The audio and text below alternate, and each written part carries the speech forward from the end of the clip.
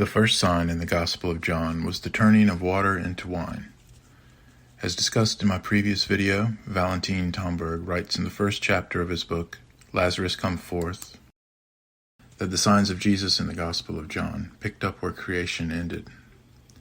Therefore, the first sign corresponded with the seventh day of creation. The seventh day of creation being the day that God rested. To better understand the significance of this day, we might consider a simple analogy to the early consciousness of a child. The preconscious state is also a pre-relationship state. It is only when we develop self-awareness that we become capable of entering into a relationship with our surroundings. With greater consciousness comes the sense of an I that can interact with the world.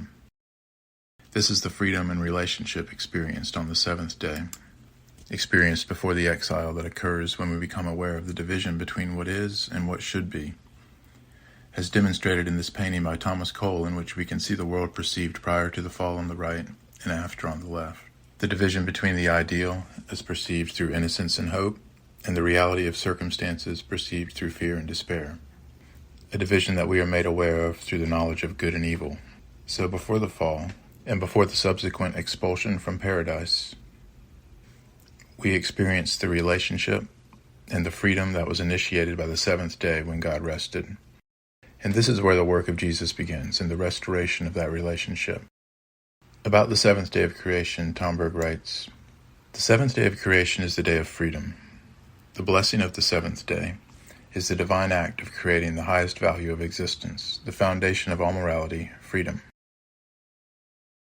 Here created being attains the highest level of inwardness, freedom. The seventh day of creation is the day of the meaning of the world. Here the created world becomes something moral. Here the world enters into a free relationship with God, and God enters into a free relationship with the world. However, since it is only in love that freedom is perfect, one may therefore also say that the seventh day is the day of the founding and sealing of the relationship of love between the Creator and all created beings. Thus, love is the foundation, the meaning, and the purpose of the world. The water above which the Spirit of God hovered on the first day of creation became wine on the seventh day.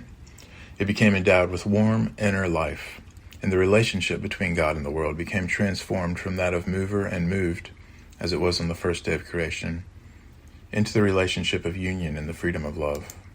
And so, as a symbol of the relationship that he wants to restore, Jesus chooses the setting of a wedding feast. When Mary, the mother of Jesus, tells him that the feast has run out of wine, Jesus instructs the servants to fill 6 jars with water.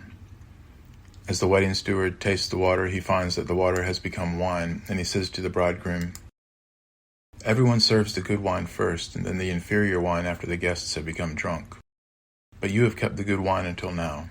Of this miracle, Tomberg writes, "The miracle of transformation of water into wine at the wedding at Cana, the first of the 7 miracles of the Gospel of St. John, is the sign revealing the effect of the power of the seventh day of creation. The blessing and consecrating of the seventh day were evoked, as it were, through the miracle of the wedding at Cana. Thus we see that the healing miracle work of the Word made flesh, as portrayed in the Gospel of St. John, takes place in the reverse sequence to the creative miracle working of the divine Word depicted in Genesis. The divine magic of the seventh day becomes the first healing miracle of the Word made flesh, that of the wedding at Cana. This reversal is understandable if one considers that creation and healing have to take place in reverse sequence. There, where the creation was completed, lies the starting point for the healing, restoring effect. The free union and love between God and the world, which was celebrated, blessed, and consecrated on the seventh day of creation, became broken off through the fall. The world was unfaithful toward God, and since this divine, cosmic union is mirrored in the marriage relationship, for which it is the ideal and archetype, as well as being the meaning of marriage, the original sickness of the world consists in the breach of the free love union that existed between God and the world. Analogously, this is mirrored in human life, in the distortion and degeneration of the nature and experience of marriage. The marriage relationship, as it has become, begins with enthusiasm, with the wine of the honeymoon period, and ends with the water of routine habit. But when there was no more wine, Jesus transformed water into wine, and the second wine was better than the first. In my next video, we will explore Tomberg's explanation of the second sign of Jesus in the Gospel of John, the healing of the nobleman's son, in its relationship to the sixth day of creation when God created humankind.